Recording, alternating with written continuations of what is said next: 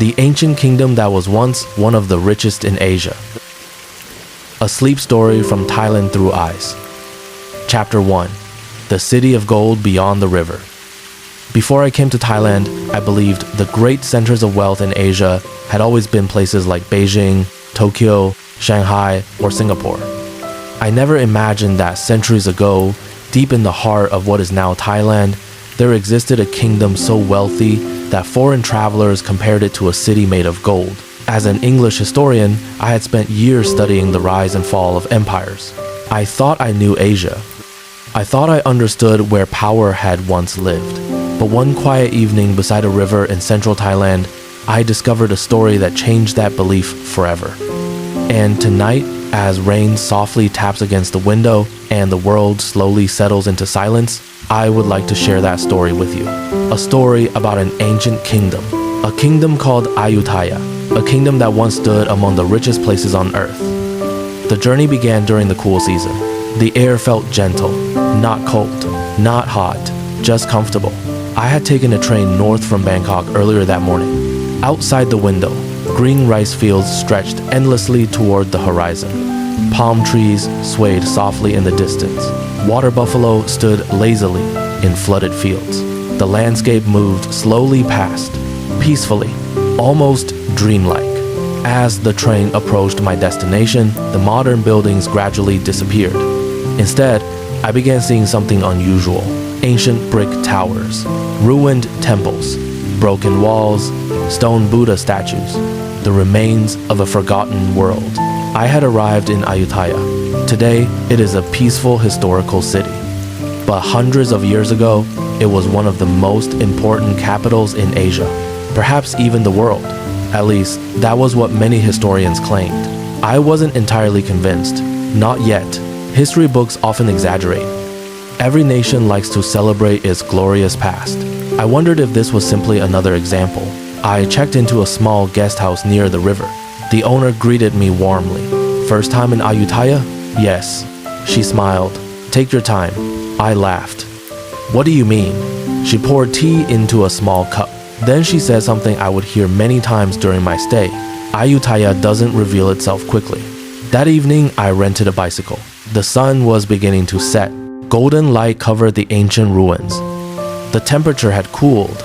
A gentle breeze drifted through the trees. Birds called from hidden branches. Everything felt calm.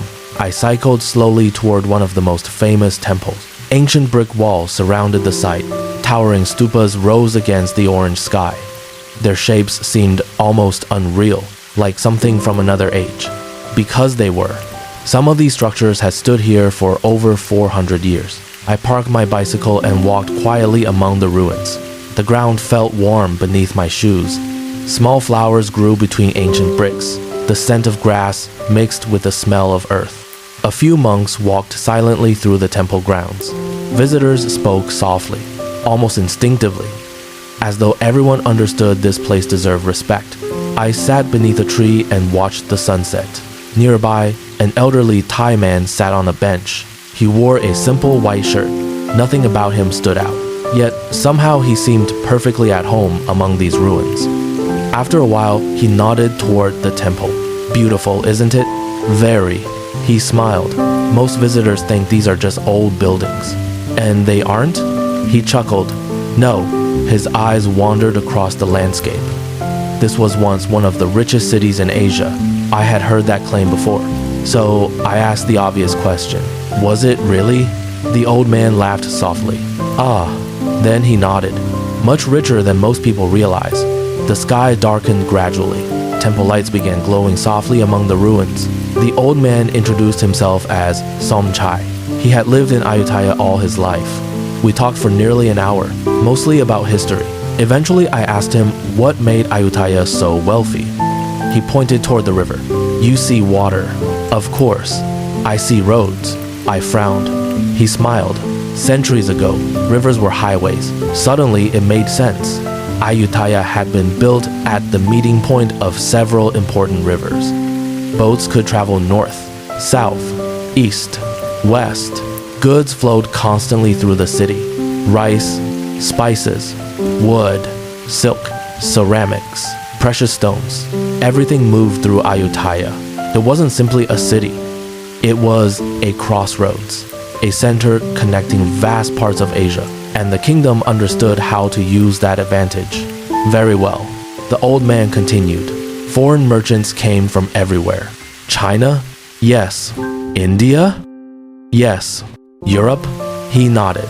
Portugal, France, Holland, England. I looked surprised. England too? Long ago, I imagined ships arriving from distant continents, sailing thousands of miles, crossing dangerous oceans, only to reach this city in the center of Thailand. That alone suggested something important. Places don't attract global merchants unless there is wealth to be found. And apparently, Ayutthaya offered plenty. The evening grew darker. The ruins became silhouettes beneath the stars. Crickets began singing. Somewhere nearby, a temple bell rang softly. The sound drifted through the warm night air. Somchai pointed toward the ancient towers. At its height, Ayutthaya may have had over 1 million people. I blinked. 1 million? Perhaps. That number surprised me. Many European cities of the same era were far smaller. London, Paris, Amsterdam, all important. Yet Ayutthaya may have rivaled or exceeded them. It was difficult to imagine. The quiet ruins around me gave little hint of such a past. Yet perhaps that was exactly what made history fascinating. Entire worlds could disappear, and all that remained were fragments, broken walls, ancient stones, stories. As the night deepened, I returned to my guest house. The river reflected moonlight. Boats drifted slowly across the water. Everything felt peaceful. Before sleeping, I opened my notebook. At the top of a blank page, I wrote, "Was Ayutthaya really one of the richest kingdoms in Asia?" Below it, I added another question. How rich? Tomorrow, I hoped to find the answer. And as the sounds of the river carried me gently towards sleep, I couldn't help wondering if perhaps I had underestimated this ancient kingdom. Maybe much more than I realized. Maybe the ruins outside my window were only the beginning of a far greater story. And tomorrow, that story would begin to reveal itself. Chapter 2. The Merchants Who Crossed the World for Ayutthaya. The next morning, I woke before sunrise. Outside my window, Ayutthaya was still half asleep. A pale blue light rested over the river. Mist floated above the water like a thin silk cloth. Somewhere nearby, a rooster called, then another. Then the soft sound of a boat engine began moving through the morning. Slow, gentle, unhurried. I stepped outside with my notebook in hand. The air smelled of wet earth, incense, and breakfast being prepared somewhere beyond the wooden fence. Rice soup, garlic, fresh herbs, the kind of morning smell that makes a place feel alive before people have fully awakened. Somchai had told me to meet him near the old Portuguese settlement. To understand Ayutthaya, he had said, you must first understand who came here. So I followed the river road. Bicycles passed quietly. Dogs slept beside shop fronts. Monks in saffron robes walked barefoot along the roadside, while local people placed food gently into their bowls. Nobody rushed. Even history seemed to move slowly here. When I reached the riverside, Somchai was already waiting. He smiled when he saw me. Ready to meet the world? I looked around at the quiet riverbank. The world? He nodded. Long before airports, the world came here by boat. We walked along the river. Somchai explained that Ayutthaya was not only a Thai capital, it was an international city, a place where people from many countries lived, traded, prayed, cooked, married, and built homes. Portuguese merchants arrived early, then Japanese traders, Chinese families, Persian officials, Indian merchants, Dutch company men, French diplomats, English traders, Malay sailors, Mon people, Lao people, Khmer people, people from far beyond the horizon. I tried to picture it. Boats lining the river, foreign languages floating through the air, spices drying in baskets, silk folded in shops, ceramic jars stacked near docks, elephants moving slowly through wide streets, royal barges gliding across shining water. It was nothing like the sleepy ruins I had first imagined. It was a city of movement, a city of trade, A city listening to many tongues at once. Did all these people live peacefully together? I asked. Somchai smiled. Mostly, they lived because business was good. It was a simple answer, and probably an honest one. Trade has a way of making strangers useful to one another. Ayutthaya understood this deeply. The kingdom welcomed foreign merchants not simply from kindness, but from intelligence. Different communities brought different skills. The Portuguese brought firearms and maritime knowledge. The Chinese brought trade networks and craftsmanship. Persians served in royal administration. Japanese warriors and merchants became influential. Europeans came seeking luxury goods. Each group became one thread in a large woven cloth, and Ayutthaya sat at the center of it all. We stopped beneath a large tree near the old settlement area. The morning sun was warmer now. Birds moved through the branches. The river shimmered gently nearby. Somchai pointed across the water. There were foreign quarters all around the city. Separate neighborhoods? Yes. The king allowed them to live in their own areas. Why? So they could keep their customs, religion, and business. That surprised me. I had imagined ancient kingdoms as closed and suspicious, but Ayutthaya seemed different. Not modern in the way we understand the word, but remarkably practical. It allowed foreigners space, not because everyone was equal in a modern sense, but because diversity served the kingdom. Commerce needed trust. Trust needed familiarity. So communities were allowed to build churches, mosques, shrines, warehouses, and homes. A foreign merchant arriving from across the sea could find people who spoke his language. He could find familiar food, familiar prayers, familiar business customs, and because of that, he stayed. Then more came, and the city grew richer. Later that morning, Somchai introduced me to a local guide named Mali. She was younger than him, perhaps in her 30s, with bright eyes and a quiet voice. She carried a folder filled with old maps and drawings. "You want to know why Ayutthaya was rich?" she asked. Yes. She opened one map carefully. "Look here." She pointed to the city. Ayutthaya sat like an island surrounded by rivers, a natural fortress, a trading hub, a protected royal capital. It was difficult to attack, Mali said, but easy to reach by water. That combination was powerful. Security and access. Protection and openness. Few cities possessed both. Ayutthaya could receive goods from the sea through the Chao Phraya River. It could send rice and forest products inland.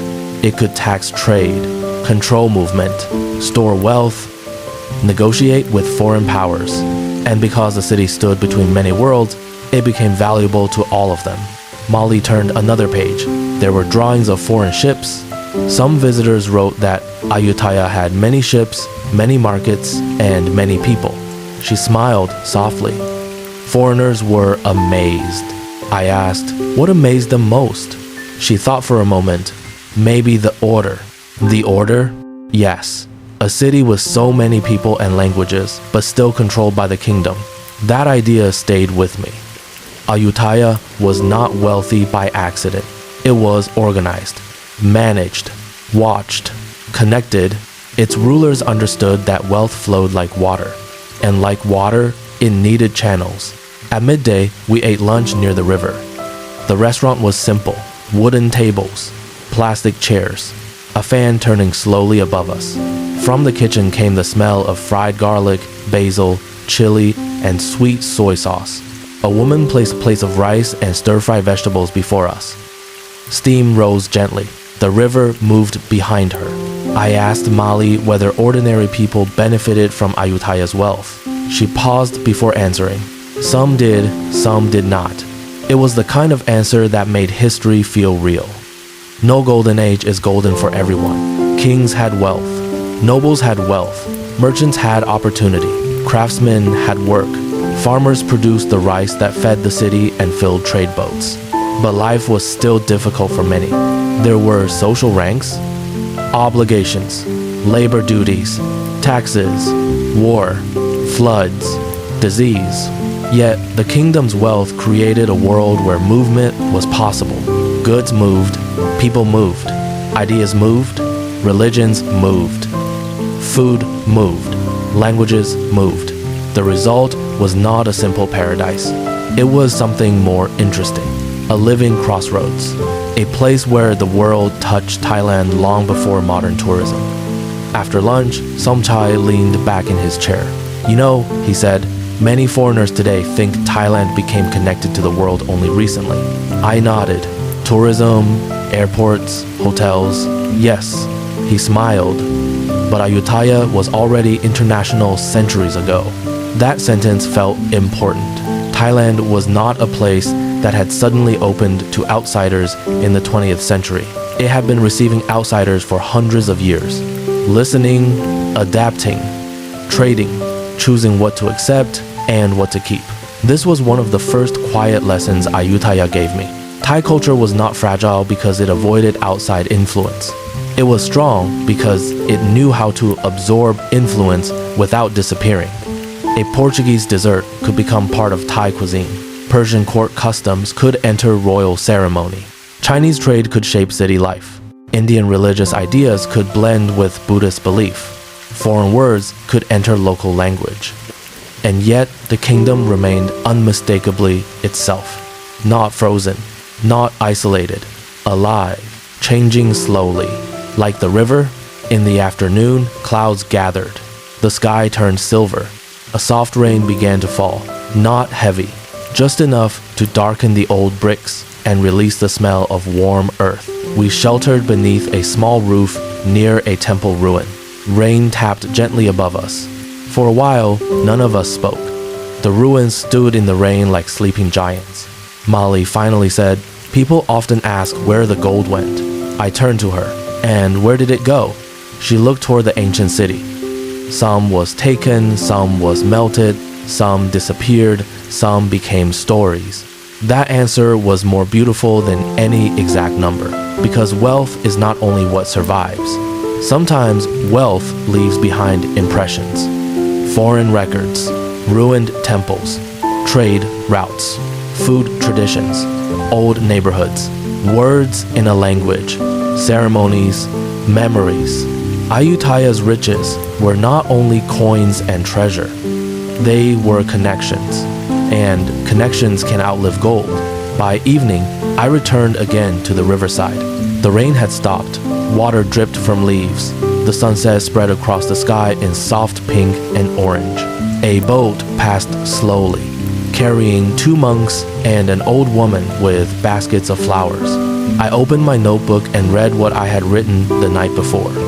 Was Ayutthaya really one of the richest kingdoms in Asia?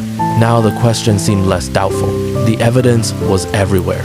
In the rivers, in the maps, in the foreign settlements. In the stories of ships arriving from distant countries, Ayutthaya had not been a small hidden kingdom. It had been a great meeting place. A city where Asia and Europe crossed paths.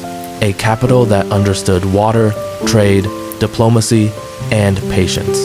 My old idea of Thailand as a place discovered by foreigners only in modern times began to fade. Thailand had been meeting the world for centuries, and in Ayutthaya, the world had once come knocking, not as tourists, but as merchants, diplomats, sailors, priests, craftsmen, and dreamers, all searching for something valuable. And many of them found it. That night, as I lay in bed, the sound of the river returned. Soft, steady, ancient. I imagined boats arriving beneath moonlight, lanterns swinging, men speaking Portuguese, Persian, Chinese, Japanese, Dutch, and Thai, warehouses full of goods, markets glow in before sunrise, temple bells ringing across the city. I imagined the kingdom breathing, alive, wealthy, confident. A city of gold not because every street was covered in treasure, but because the world believed it was worth reaching, and perhaps that is one of the deepest forms of wealth, to be a place people cross oceans to find. As sleep came slowly, I realized Ayutthaya had already changed my question. I no longer wondered whether it had been rich. Now, I wondered something else. How did such a powerful city rise so high? And what kind of wisdom allowed it to shine for so long? Tomorrow, Somchai promised to take me to the temples. That, he said, is where Ayutthaya kept its soul. And under the quiet night of the old capital, I drifted into sleep, waiting for the next part of the story. Chapter 3. where wealth became wisdom. The following morning arrived with a soft sound of temple bells. Not loud, not dramatic, just gentle notes floating through the cool air before sunrise. I opened my window. The sky above Ayutthaya glowed with shades of pale blue and silver. Mist drifted lazily over the river. The city was waking slowly. A monk walked quietly along the road carrying an alms bowl. Nearby, an elderly woman arranged marigold flowers outside her home. Everything felt peaceful, timeless, as if the rhythm of life here had not changed very much for centuries. I dressed, grabbed my notebook, and headed toward the meeting place Somchai had chosen, a small riverside pavilion shaded by large tamarind trees. When I arrived, he was already there, sipping coffee, watching the river, smiling. "Today," he said, "you will understand something many foreigners miss." "What is that?" He pointed toward the ancient city. "Why Ayutthaya spent so much money on temples." I laughed. "That sounds like a historian's question." He nodded. "It is." Then he stood, and the answer tells us everything about this kingdom. We walked toward one of Ayutthaya's most famous temple complexes. The morning sun climbed slowly above the horizon. Golden light spread across ancient bricks. The ruins glowed softly.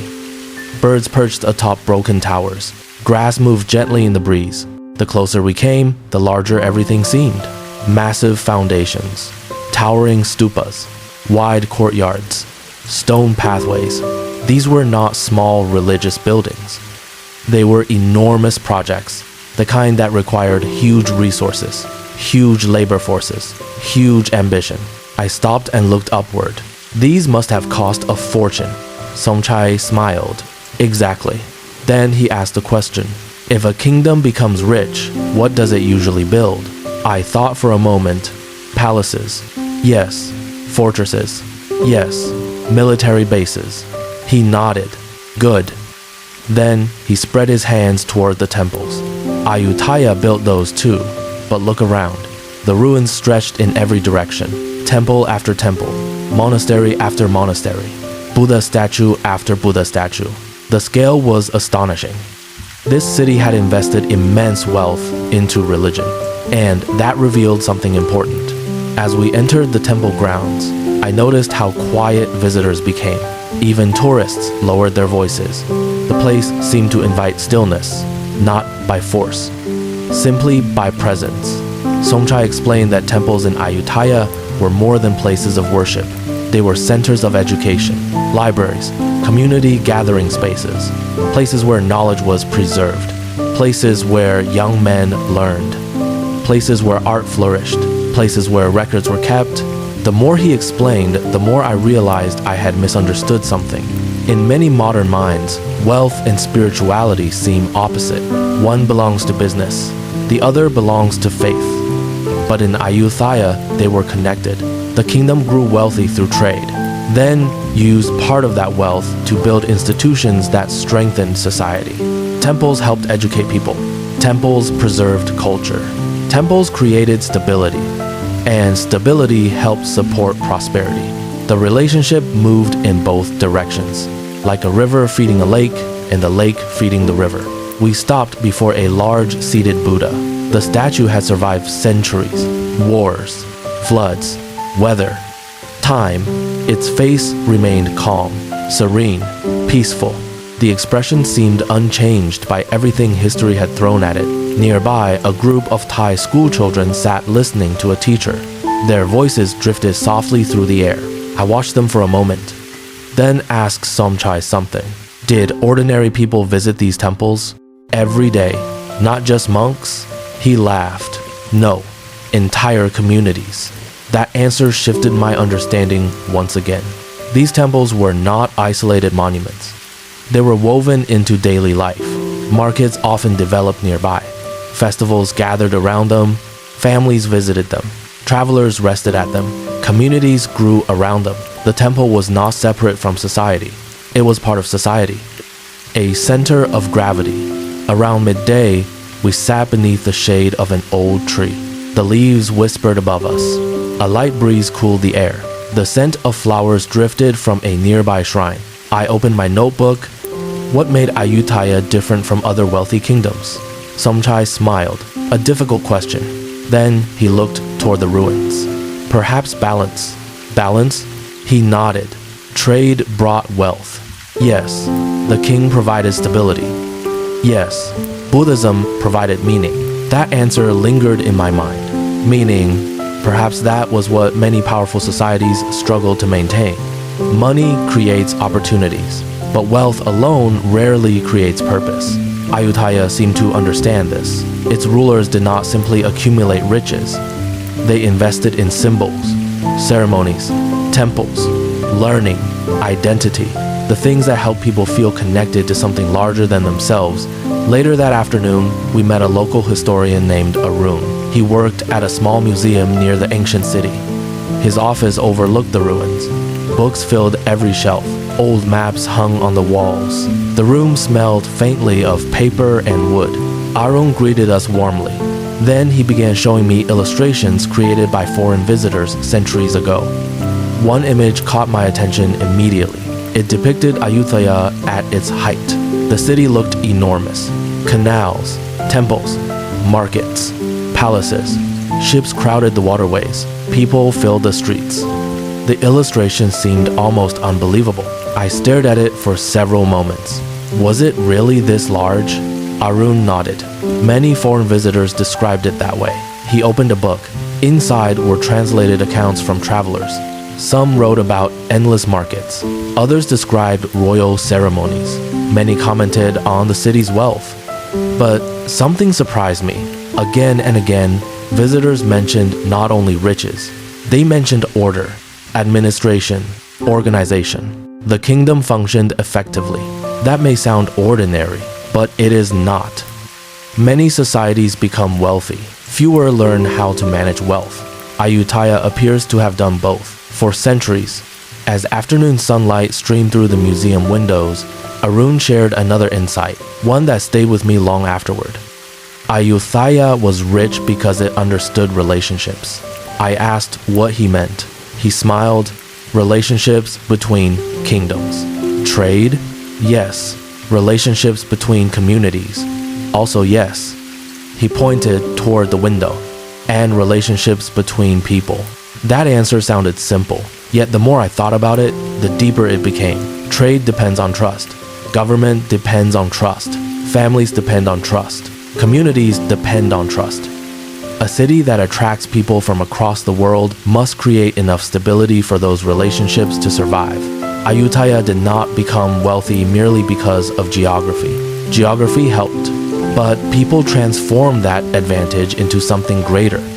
As evening approached, I found myself walking alone through the ruins. The sky glowed orange. Shadows stretched across ancient stone. The air had cooled again. Visitors gradually disappeared. Birdsong replaced conversation. I wandered between old temple walls, sometimes stopping, sometimes simply listening. The city felt different now, not like a collection of ruins, not like an archaeological site. It felt like the echo of a civilization that had understood something many modern societies still struggle to learn. That prosperity is not only measured in gold, or trade, or buildings. True prosperity includes knowledge, community, identity, purpose. Without those things, wealth eventually fades. With them, a society leaves a legacy. Near sunset, I returned to the famous Buddha head, embraced by tree roots, one of Ayutthaya's most recognizable images. Visitors gathered quietly nearby, taking photographs, observing respectfully. The stone face rested peacefully among the roots. Nature and history intertwined, neither dominating the other. For several minutes, I simply sat and watched. The roots had grown slowly over centuries, patiently, without urgency, without force. They reminded me of culture itself. Culture grows slowly, generation after generation, layer upon layer. The wealth of Ayutthaya had built temples, but the values of its people had helped those temples matter. And perhaps that was why the city still fascinated visitors hundreds of years later. That evening, Somchai and I shared dinner beside the river. Lanterns reflected on the water. A boat passed quietly in the darkness. The smell of grilled fish drifted through the warm air. For a while, neither of us spoke. Then I asked him a question. If Ayutthaya was so wealthy, why did it disappear? Samchai looked across the river. The smile faded slightly. Not completely, just enough. Every great city faces that question eventually. His voice became quieter. The answer is complicated. I waited. He nodded slowly. Tomorrow, I laughed. You enjoy making me wait. History teaches patience. The river shimmered beneath the moonlight. Crickets sang from nearby gardens. The night felt calm, almost too calm, because now another mystery had appeared. A kingdom wealthy enough to attract the world, powerful enough to flourish for centuries, confident enough to build magnificent temples, wise enough to manage trade and culture. How could such a place vanish? What happened to the city that once amazed foreign travelers? What force could bring down one of the richest kingdoms in Asia? As I returned to my guest house, those questions followed me through the quiet streets. And as sleep slowly approached, I realized the story of Ayutthaya was not only about success, it was also about impermanence. A lesson deeply connected to the Buddhist ideas that shaped the kingdom itself. Tomorrow, Sumchai promised to show me the chapter of history that every visitor eventually encounters. The rise had been extraordinary, but the fall, he said, was equally unforgettable. And under the gentle sounds of the river, I drifted into sleep, waiting to discover what happened next. Chapter 4. The night the great capital fell. The next morning arrived beneath gray clouds. The sunlight that usually painted Ayutthaya in gold was hidden behind a soft blanket of mist. The river flowed quietly, almost thoughtfully, as though it too remembered the stories buried beneath the ancient city. I met Samchai shortly after sunrise. Today he seemed quieter than usual, not sad, just reflective. We stood together beside a stretch of old brick wall, the remains of a city that had once dazzled visitors from across the world. For a while, neither of us spoke. The wind moved gently through the grass. Birds circled above ruined towers. Finally, I broke the silence. So this is where the story changes? Samchai nodded slowly. Every great kingdom eventually reaches a turning point. He looked toward the distant ruins. Ayutthaya was no different. Before coming to Thailand, I had often imagined history as a series of victories, kings expanding territories, cities growing richer, trade routes becoming larger, civilizations becoming stronger. But history rarely moves in a straight line. Even the brightest stars eventually dim, even the strongest trees eventually fall, and even the wealthiest cities face challenges they cannot always overcome. Ayutthaya had flourished for more than 4 centuries. Generation after generation, king after king, the city survived floods, political struggles, changes in trade, foreign competition, wars, yet each challenge left small marks, tiny cracks invisible to most people at the time. Samchai explained it in a way I would never forget. A house does not collapse because of one rainy day. I nodded. He continued, it collapses because of many years. We walked through the ruins while he spoke. The city around us seemed peaceful now, but centuries earlier, it had been one of the most heavily defended capitals in Southeast Asia. Its rivers provided natural protection. Its walls were strong. Its rulers were experienced, yet no defense lasts forever. Throughout its history, Ayutthaya faced numerous conflicts with neighboring kingdoms. Most were survived, some were won, others were lost, but the kingdom endured. Until one of those conflicts became something much larger, something more dangerous.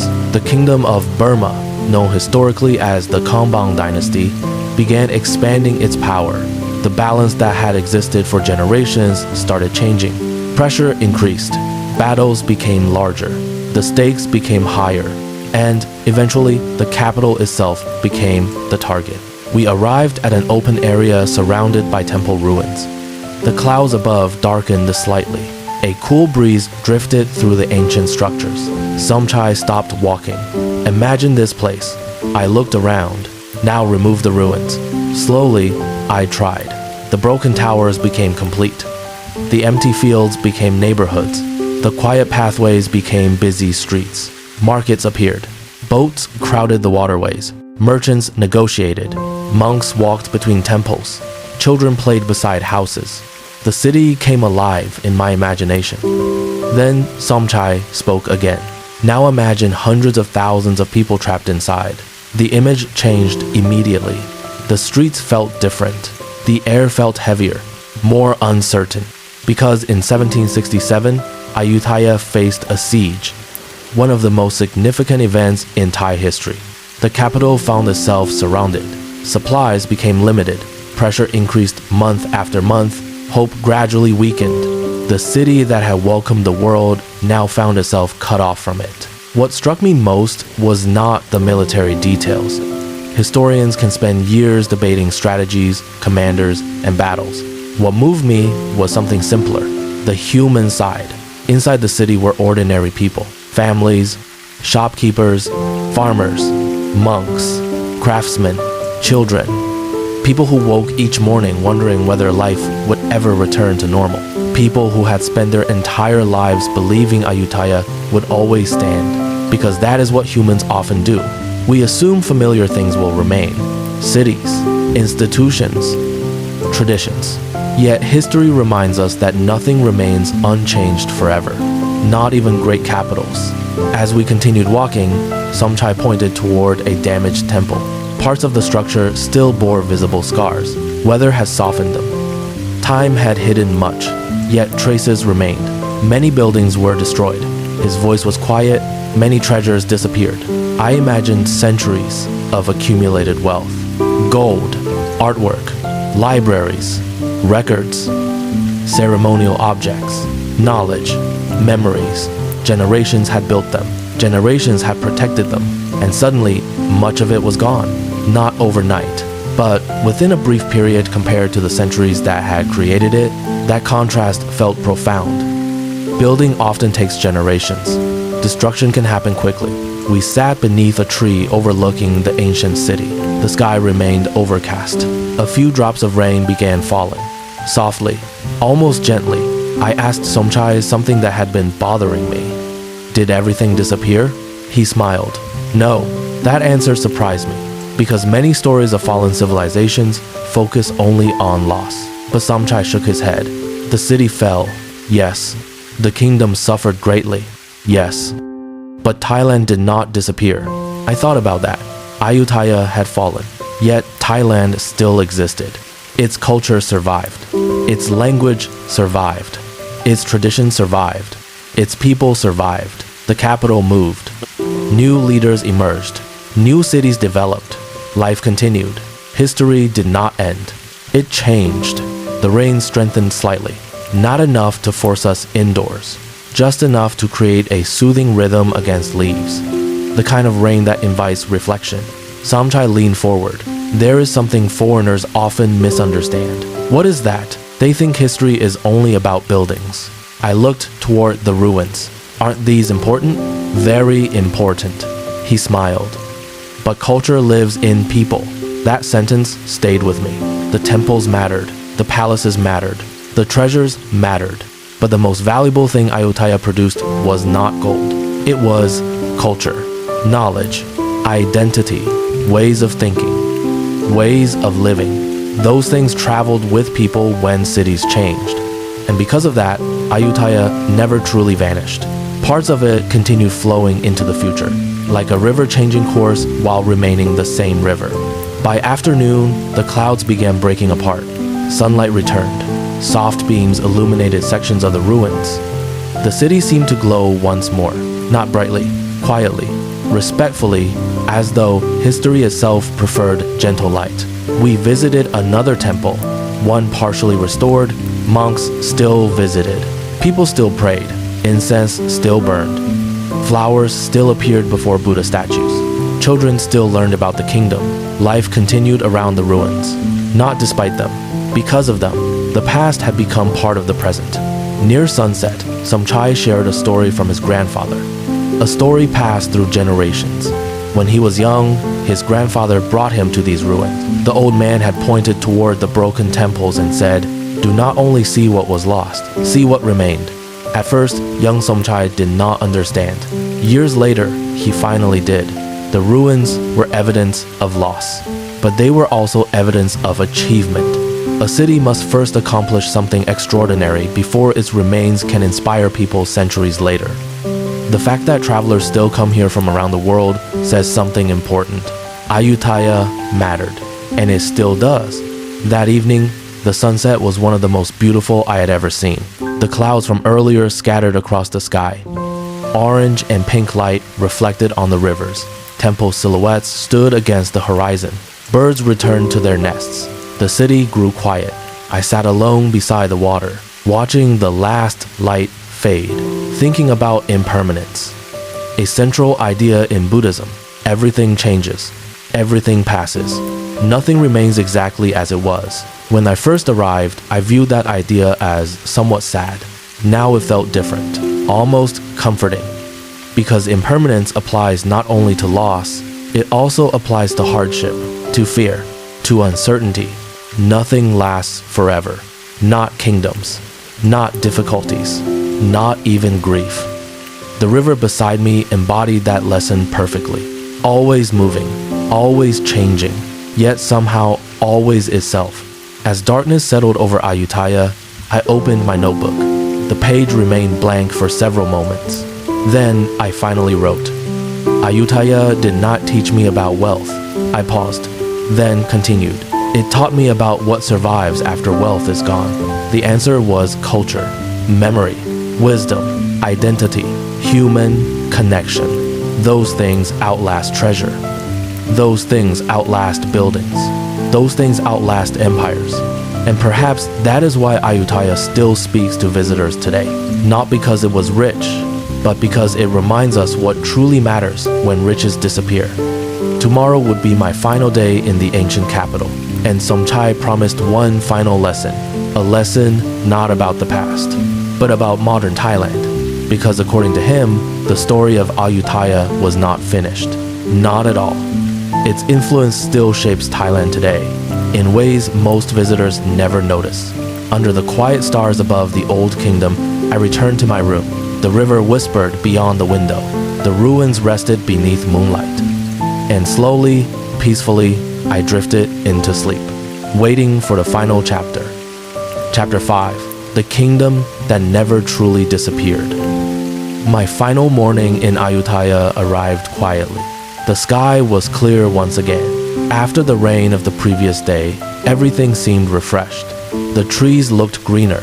The river reflected the early sunlight like polished glass. The ancient ruins glowed softly beneath the golden dawn. For a few moments, I stood outside my guest house and simply listened. Birdsong, temple bells, the distant hum of a boat engine, the rustling of leaves, nothing dramatic, nothing extraordinary. Yet somehow it felt perfect. Perhaps because I knew I would be leaving soon. And places often reveal their beauty most clearly when we realize our time there is ending. I met Somchai one final time beside the river. He carried a small cloth bag and his usual gentle smile. The morning air was cool. Fishermen were already working along the riverbanks. A monk passed quietly on a bicycle. Life moved at its own peaceful rhythm, neither hurried nor delayed. As we began walking, I asked him the question that had been waiting since my first day. You told me Ayutthaya never truly disappeared. He nodded. That's right, but the city fell. Yes, the capital moved. Yes, so how can it still exist? Somchai smiled, the kind of smile teachers wear when they know the answer is coming. Look carefully at Thailand. We walked toward a temple that remained active even today. Unlike some of the ancient ruins, this temple was alive with daily activity. Families arrived carrying flowers.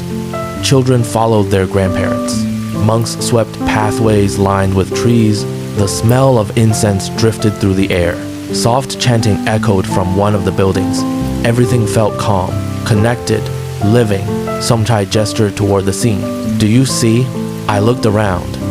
People praying, families gathering, respect for elders, offerings, monks, temples, community. Then slowly I began to understand. Many traditions that shaped Ayutthaya had never vanished. They continued through generations. Parents taught children, Teachers taught students. Monks taught communities. The capital may have moved. Buildings may have fallen, but culture survived. And because culture survived, part of Ayutthaya survived as well. We sat beneath the shade of a large tree. The sunlight filtered gently through the leaves. Nearby, children laughed while feeding fish in a pond. The atmosphere felt wonderfully ordinary, and perhaps that was exactly the point. History is often presented through kings and battles, but real continuity lives in everyday life, in customs, in habits, in values, in the small things people do without even thinking. Somchai explained that many ceremonies practiced in modern Thailand can trace their roots back hundreds of years, some even further. Royal traditions, religious festivals, ways of showing respect, community celebrations. The influence of Ayutthaya remained woven into the fabric of modern Thai life, not as a museum exhibit, not as a performance, but as something living, something natural. As the morning progressed, we visited a local market. The market was vibrant but peaceful. Fresh fruit stacked neatly on tables. Vendors arranged vegetables beneath colorful umbrellas. The smell of grilled food drifted through the air. Conversations flowed softly between customers. I watched people greet one another, smile, chat, help, share. There was a sense of community that felt familiar despite cultural differences. At one stall, an elderly woman handed a small piece of mango to a child who wasn't even her customer. The child smiled. The woman smiled. Nobody seemed surprised. The moment lasted only seconds. Yet somehow it captures something important: generosity, kindness, a quiet social warmth. Somchai noticed me watching. That too, he said. That too what? A legacy. I thought back to one of my earliest misconceptions about Thailand. Before visiting, I had imagined the country mainly through tourism advertisements. Beaches, palm trees, luxury resorts, street food, beautiful places. All true, of course, but incomplete. Very incomplete. Ayutthaya had revealed another Thailand, a deeper Thailand, a Thailand shaped by centuries of history, trade, adaptation, resilience, cultural confidence. The kingdom had welcomed people from around the world long before modern tourism existed. It had absorbed influences without losing itself. It had fallen and rebuilt, changed and endured. That story continued today. Near midday, we visited a small museum once more.